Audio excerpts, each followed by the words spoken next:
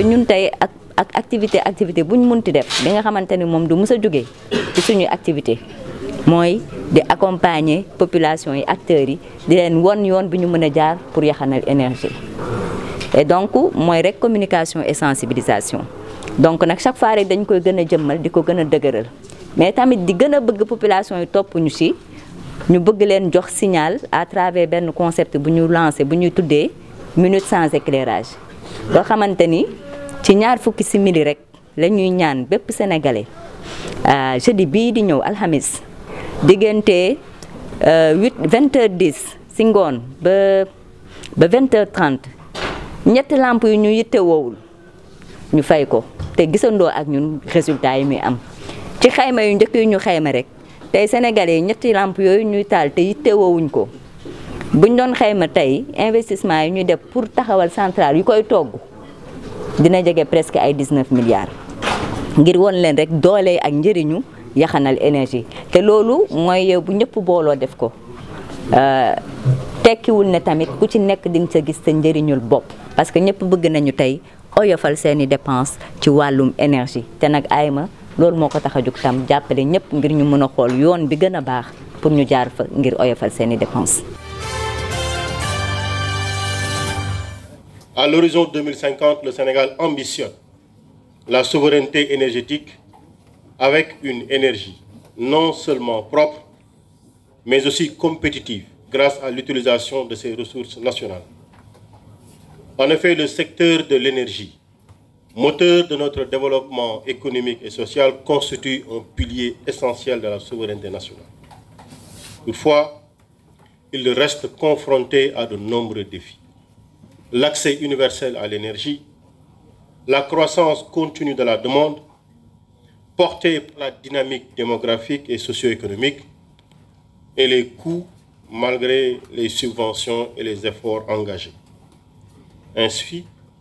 la poursuite de l'ambition de la souveraineté énergétique aura également comme soubassement la maîtrise de la demande nationale d'énergie pour une optimisation des ressources naturelles, des coûts et dépenses énergétiques et une efficience et durabilité dans la quête de l'autonomie énergétique. Mesdames et messieurs, à l'image des consommations nationales d'électricité, celle des administrations publiques augmente également avec la dynamique socio-économique et le développement des activités. Le nombre de polices d'abonnement de l'État est passé de 9 221 en 2023 à 9 473 en 2024, soit 252 nouveaux abonnés et une consommation de 431,6 GWh en 2024. Une bonne partie de celle-ci pourrait être évitée avec la gestion de l'énergie en général et celle de l'électricité en particulier au niveau des administrations. À cela s'ajoutent les abus dans l'utilisation de l'énergie, l'absence de régulation et d'outils de gestion de l'énergie, les problèmes thermiques dans les bâtiments, l'intégration timide de l'efficacité énergétique, les faibles performances énergétiques des équipements, la non-adoption de l'éco-construction dans les bâtiments. Il nous faut donc développer une culture de sobriété énergétique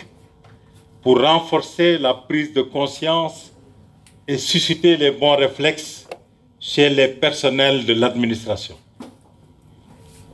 Je suis donc convaincu que la formation que ces militaires recevront leur donneront les outils nécessaires pour renforcer la sensibilisation de leurs camarades et aussi le suivi des mesures prises par l'État pour rationaliser la consommation énergétique. Cela leur permettra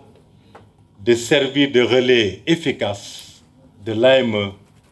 dans l'atteinte des objectifs fixés. Déjà au niveau des grands commandements, les instructions ont été données pour que les importants projets infrastructurels que conduisent les forces armées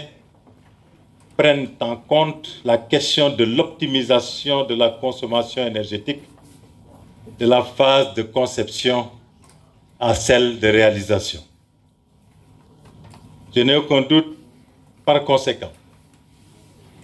que les forces armées se montreront à la hauteur des attentes et j'exhorte ici les personnels présents à accomplir la mission qui leur a été confiée avec rigueur et dévouement. Je voudrais conclure en vous réitérant mon engagement et celui de mon département à prendre toutes les mesures nécessaires pour que les forces armées, comme elles se le doivent,